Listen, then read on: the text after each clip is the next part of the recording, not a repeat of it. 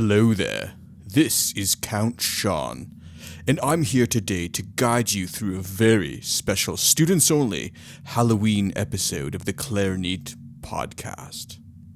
Join me as I explore the top 5 most frightening things I've ever seen in school band rooms, and what you, as a mere mortal student, can do about them.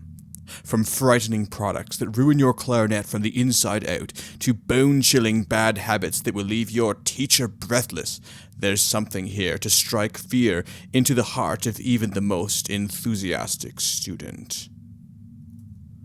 Trick or treat, you might say. Well, sure, it is Halloween. I'm up for that.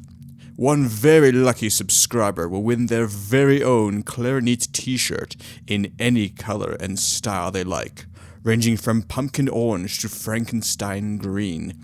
Well, what's the trick, you might ask? You need to subscribe to the Clarinet mailing list, and you can do this at www.clarinet.com. That's www.clarinet.com.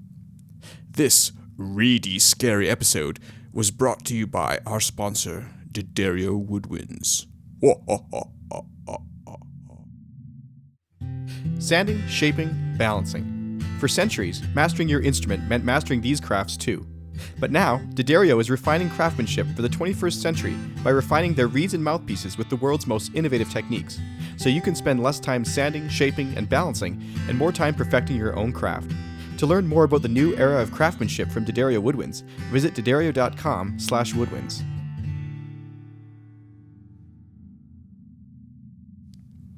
Number 5. Zombie Reeds.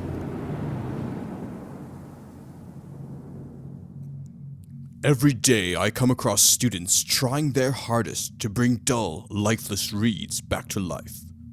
It's a commendable effort, I must say, but there's no return from the dark side for any of us, and especially not our reeds. How can you tell when it's time for a reed to give up the ghost, you might ask? Well, if it looks tattered as a broomstick, howls like a banshee when played, or smells like a witch's brew, then it's time to let it rest in peace once and for all. The solution here is disturbingly easy. Always have several good reeds on the go, rotate them, and make sure to discard the ones that have become infected with any of the above afflictions, lest the rest become infected also. Be sure to bury these old reeds as deeply as you can, and never, ever think of them again. Number 4. Malicious metal swabs.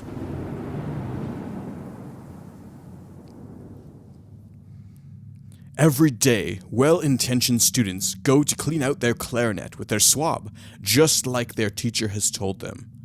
But unbeknownst to them, their swab is mauling the inside of their instrument and slowly ruining it from the inside out. What a travesty. A travesty indeed. But what's happening?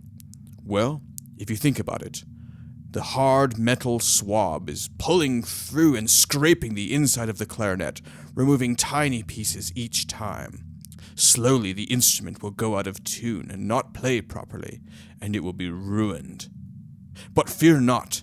Virtually every proper swab by a proper manufacturer has solved this problem by wrapping the demonic metal weight in some sort of soft material to prevent it from damaging your instrument.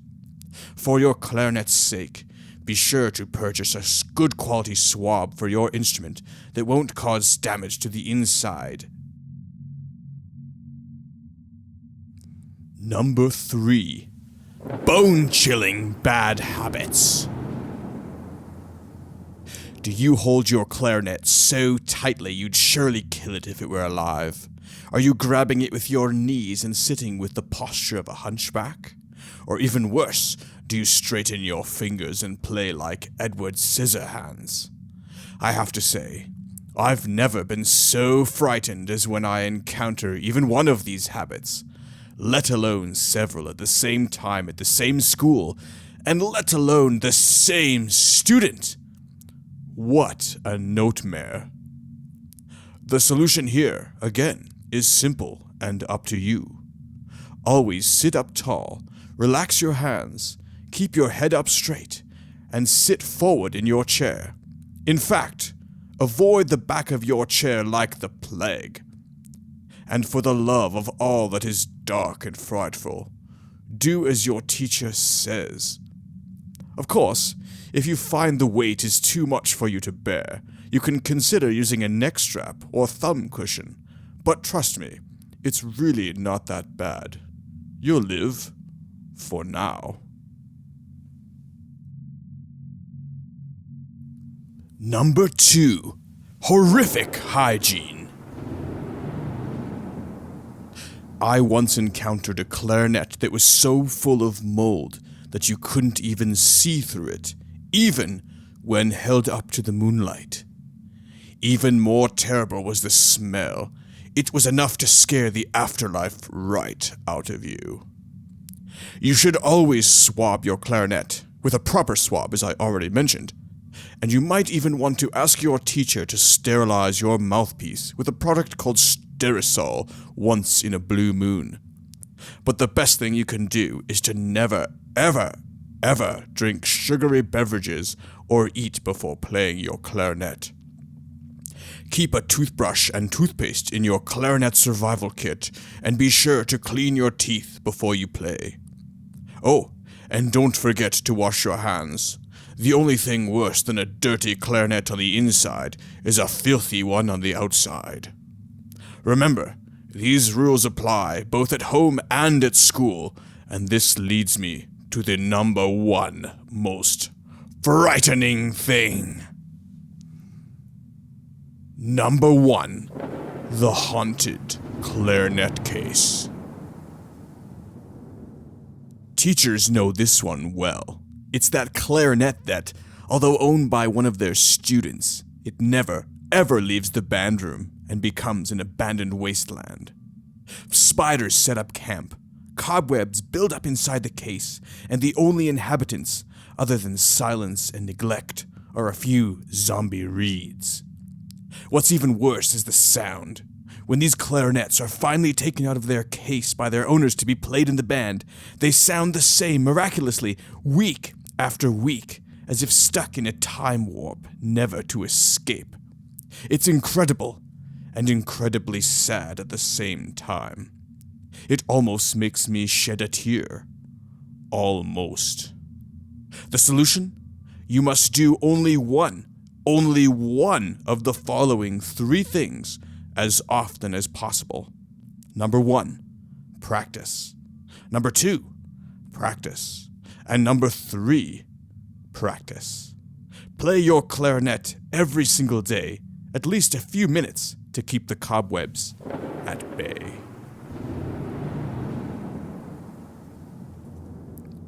Thank you for listening to this special and especially scary episode of the Clarineat podcast.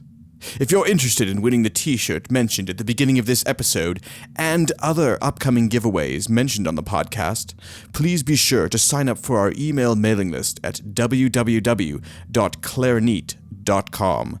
That's www.clarineat.com.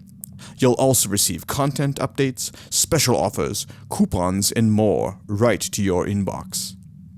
If you find that you're enjoying the podcast and would like to support it, please consider subscribing, leaving a rating and review on iTunes or wherever you happen to listen, and sharing it with any friends, colleagues, students, or anyone else who you feel might enjoy it.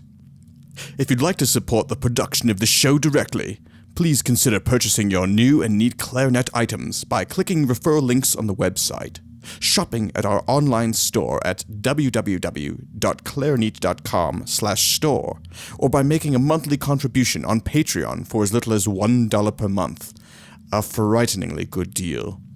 This will give you access to special, upgraded content, live hangouts, and more, as well as a shout-out on an episode of the podcast for your support.